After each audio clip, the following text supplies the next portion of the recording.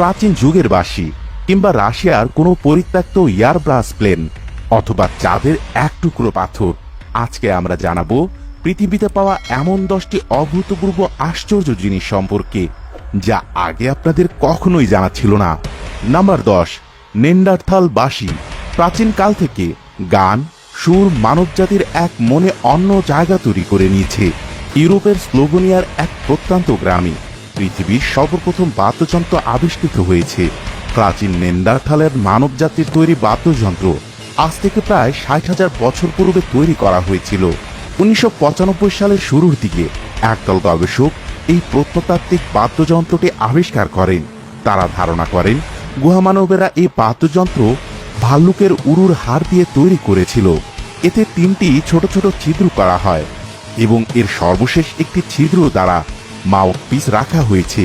প্রাচীন ইউরোপীয় বাঁশিগুলো থেকে এটি প্রায় 10,000 বছরের পুরনো বলে ধারণা করা হয়।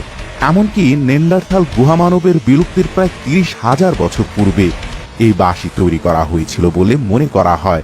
কেউ হয়তো বলতে পারবে না এই বাঁশি দিয়ে কি ধরনের সুর তারা তৈরি করত, এমনকি এই বাঁশির সাথে তারা কি ধরনের গান গাইত। নাম্বার 9, অদ্ভুত পাথর। তাইওয়ানের এক ব্যক্তি সেদেশে সমতল ভূমি থেকে দূরবর্তী এক দ্বীপে এক অদ্ভুত পাথর খুঁজে পান।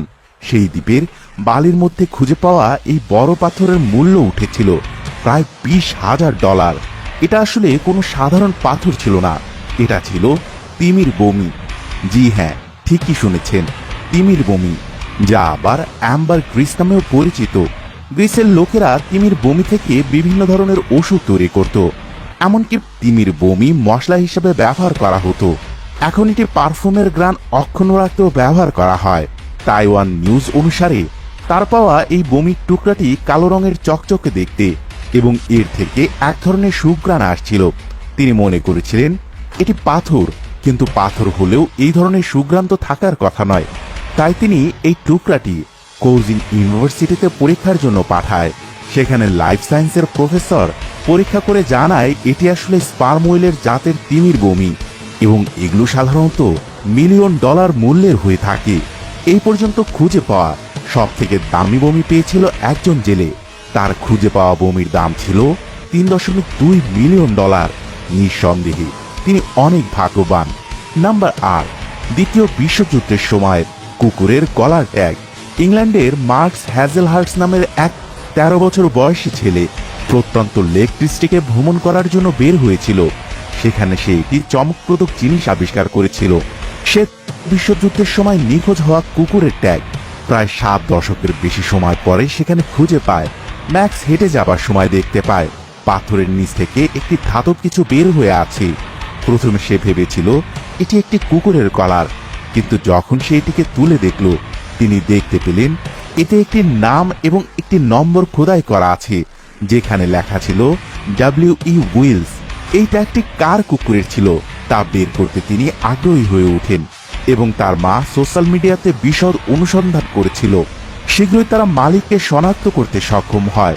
কুকুরের ট্যাগটি ছিল প্রাইভেট উইলিয়াম ইয়ার্নেস্ট উইলসের। তিনি অস্ট্রেলিয়ার একজন বিমান কর্মী, যিনি যুদ্ধের সময় ব্রিটেনে অবস্থান করছিলেন। কুকুরের ট্যাগটি যেখান থেকে আবিষ্কার হয়েছিল সেখান থেকে প্রায় 2 মাইল বা 3.2 কিলোমিটার দূরে একটি বিমান ঘাঁটিতে কাজ করছিলেন তখন। ট্যাগটি 1917 সালের একটি ব্রিটিশ মুদ্রা থেকে তৈরি করা হয়েছিল। দুর্ভাগ্যবশত ম্যাক্স এবং তার মা জানতে পেরেছিলেন এই কুকুরের মালিক মাত্র 43 বছর বয়সে যুদ্ধ থেকে ফিরে আসার পরে একটি গাড়ি দুর্ঘটনায় মারা গিয়েছিল। তারা তার মেয়ের সাথে যোগাযোগ করতে পেরেছিলেন এবং তারপর তাকে কুকুরের ট্যাগটি ফিরিয়ে দিয়েছিলেন। নাম্বার 7, নতুন প্রজাতির মৌমাছি। ওকালা ন্যাশনাল ফরেস্টের মাঝখানে ফ্লোরিডার মিউজিয়াম অফ ন্যাচার হিস্টোরির বিজ্ঞানীরা বেশ বিরল মৌমাছির প্রজাতির বাসা প্রথম আবিষ্কার করেন। গবেষকরা তাদের দ্বিতীয় ফিল্ড পর্যবেক্ষণের ট্রিপে ছিলেন। তখন তারা আচমকায় বিরল নীল ক্যালামিন্ট মৌমাছিতে পূর্ণ একটি বাসা খুঁজে পান। জাদুঘরের দায়িত্বপ্রাপ্ত জ্যারেড ড্যানিয়েলস মতে এই মৌমাছিগুলো বিপন্ন প্রজাতির, তাই তারা আইনের অধীনে সুরক্ষিত। এই বিজ্ঞানীদের লক্ষ্য হলো অদূর ভবিষ্যতের জন্য এই মৌমাছিদের বাঁচিয়ে রাখা।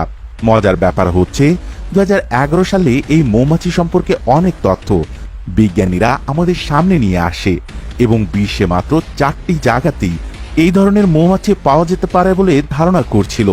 মৌমাছিদের বসবাসের প্রধান স্থান হল ফ্লোরিডার মাঝখানে একটি প্রত্যন্ত অঞ্চল, যা প্রাগ ঐতিহাসিক কালে দ্বীপগুলোর একটি শাখা ছিল। এমন প্রজাতিগুলো এখনো এই প্রত্যন্ত অঞ্চলেই রয়েছে। এই মৌমাছিরা অন্য মৌমাছি থেকে আলাদা নয়, তাদের অস্বাভাবিক ভূগর্ভস্থ বাসা বাঁধার অভ্যাস ছাড়া। সাধারণ মৌমাছির মতন তারা সবকিছুই করে। নাম্বার 6, বিশ্বের প্রাচীনতম পাটি। সাইবেরিয়ার প্রত্যন্ত আলতাই পর্বতমালার গভীরে একটি পাটি পাওয়া গেছে, যা বিশ্বের প্রাচীনতম পাটি। হ্যাঁ, আপনার কফি টেবিলের নিচে সেই পাটির মতনই এই পাটিটি। এটি 1948 সালের একটি কবর থেকে খনন করে বের করা হয়েছিল। এই গল্পের সবকিছুই একেবারে অবিশ্বাস্য। কবরটি ছিল আলতায়ের যুবরাজের এবং এটির সমুদ্র পৃষ্ঠ থেকে 5400 ফিট উপরে পাওয়া গেছে। তার সমাধির মধ্যে প্রায় 2500 বছর আগের তৈরি একটি হাতের গিঁটযুক্ত পাটি ছিল, যা খ্রিস্টপূর্ব 5ম শতাব্দীতে বোনা হয়েছিল। বুনয়ন কৌশলগুলো সেই সময়ের জন্য বেশ আধুনিক ছিল। বিজ্ঞানীরা সম্মত হন যে এই কার্পেটের বুনয়নের শিল্প সম্ভবত আরো প্রাচীন, কমপক্ষে 4000 বছর আগে। আরো মজার ব্যাপার হলো, প্রত্নতাত্ত্বিকরা যখন সেখানে পৌঁছান, ইতিমধ্যেই কবরটি বেশিরভাগ সম্পত্তি লুট করে নিয়েছিল লোকেরা। কবর ডাকাতরা যে জিনিসটি নেয়নি তা হলো এই পাটিটি, কারণ তারা সম্ভবত এটিকে খুব বেশি মূল্যবান হিসেবে মনেই করেনি। কিন্তু চোরেরা কবর যে গর্তটি খনন করেছিল তা ঢেকে রাখেনি, তাই পাটিটি 1000 বছর ধরে হিমায়িত হয়ে পড়েছিল। এটি প্রায় 25 শতাব্দী ধরে সুরক্ষিত ছিল। এই পাটিটি শুধুমাত্র এই কবর চোরেদের কারণেই খুঁজে পেয়েছিল। আলতায়ের যুবরাজ একজন সিথিয়ান শাসক ছিলেন, তার সম্পর্কে আর বেশি কিছু জানা যায়নি। প্রিয় দর্শক, আজকে এই